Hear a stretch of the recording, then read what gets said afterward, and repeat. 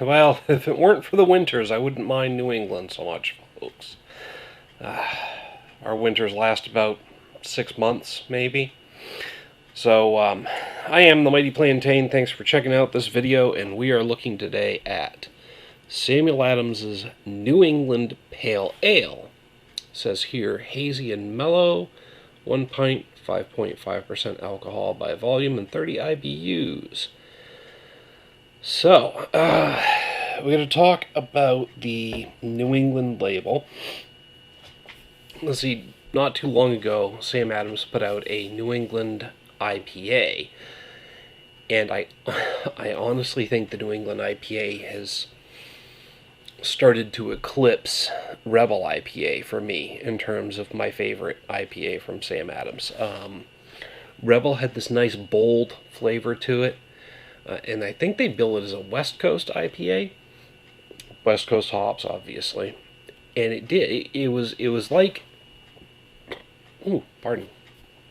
There's a local Maine brewery that makes a nice, really well-balanced IPA called Monkey Fist.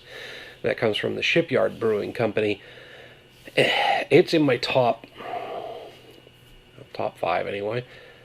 It and Rebel IPA, with the Rebel from Sam Adams being a little bit bolder than the Monkey Fist, but still being a nice, really well balanced. They're both kind of on equal footing, with the Rebel having a slightly bolder flavor.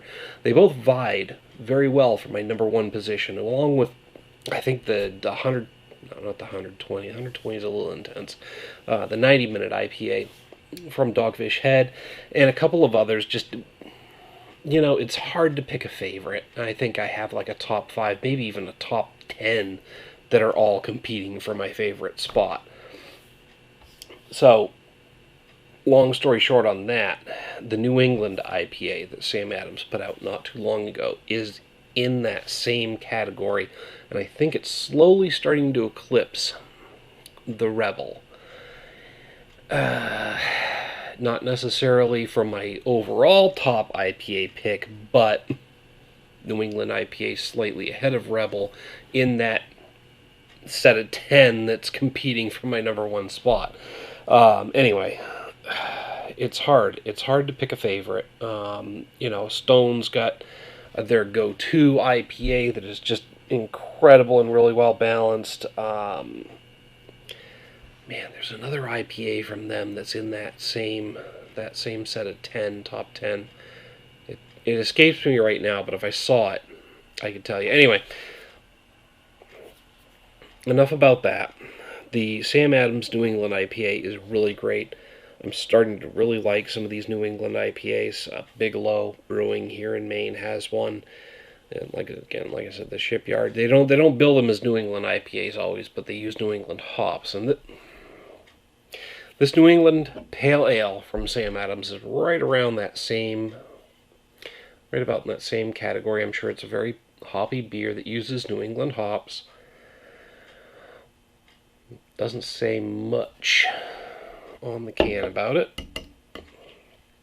So I'm just going to assume that because of the styling of the can and the name being New England Pale Ale versus New England IPA, that it's just a nice solid beer, hoppy beer that uses New England style hops, or New England grown hops. Oh. Oh, I almost got too aggressive with that pour. That just crested really well. I'm going to let it go down a little bit so that I can maybe put some more beer in there. And I know I'm babbling. I've had a few beers already tonight, so I'd say it's excusable. But I hopefully have been making some cognizant points here with that babbling. So it is very hazy. It's slightly effervescent, very hazy. It's got a nice yellow color that gets very orange as the beer gets thicker in the glass. I'm almost wondering, well, no, it's hazy, but there's no particulates. So that tells me there's hop oils there. Now, if there were particulates floating in there, I would think that I should have rolled the can gently on the table to release those before pouring it. And that happens with a lot of IPAs. Again, this isn't an India Pale Ale. It is a pale ale, but they're very similar styles, hoppy beers.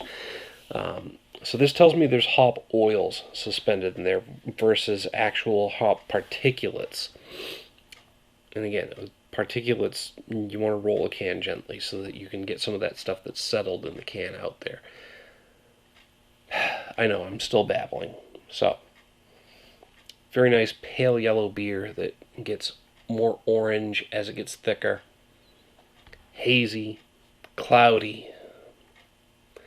Most likely due to hop oils because I don't see a lot of particulates floating in there. That's enough about that.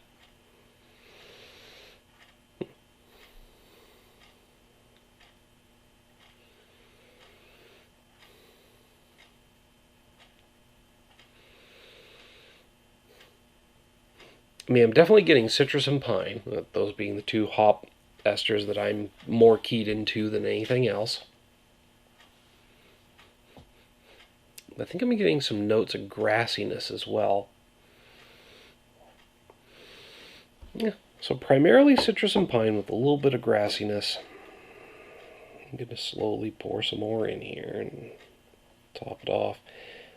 Being very careful not to expand that head any, because the whole reason I've been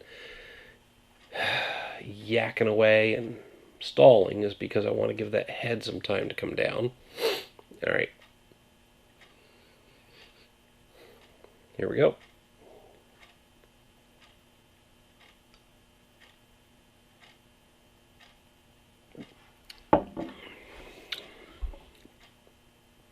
It's smooth and almost creamy. But very smooth. Almost creamy texture. It's got a nice medium...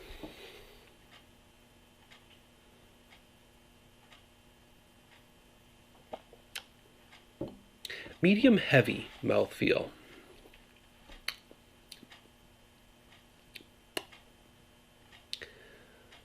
Overall hoppy bitterness is hitting me up right up front.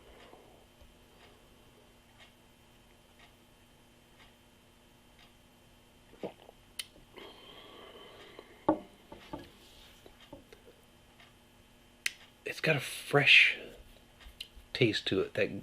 That slight hint of grassy notes that I was getting in the aroma is translating to a very strong grassy flavor, like fresh cut grass. Fresh cut grass or a spring rain.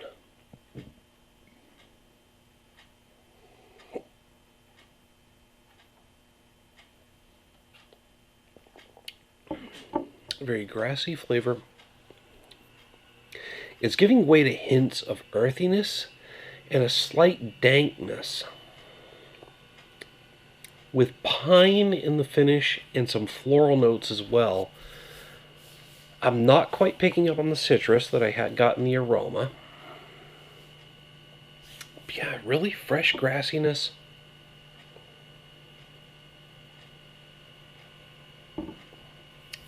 Fading to earthy notes with an overtone of dankness. A little bit of pine.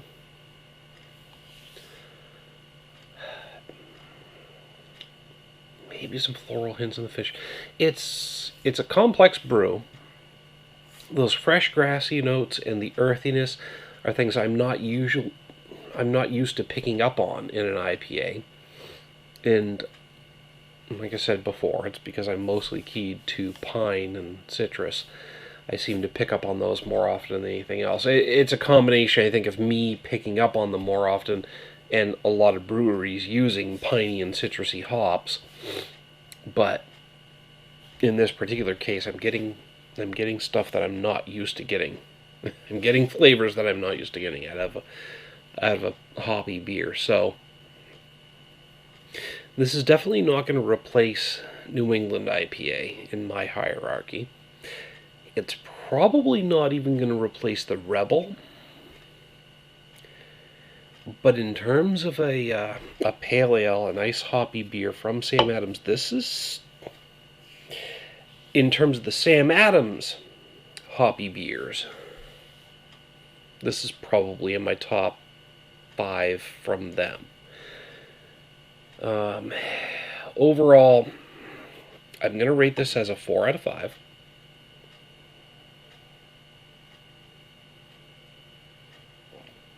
It's a great beer with a great mouthfeel. It's got a very creamy, smooth, easy drinking texture. Like I said, medium heavy. A little heavier than I would have expected, but not in a bad way.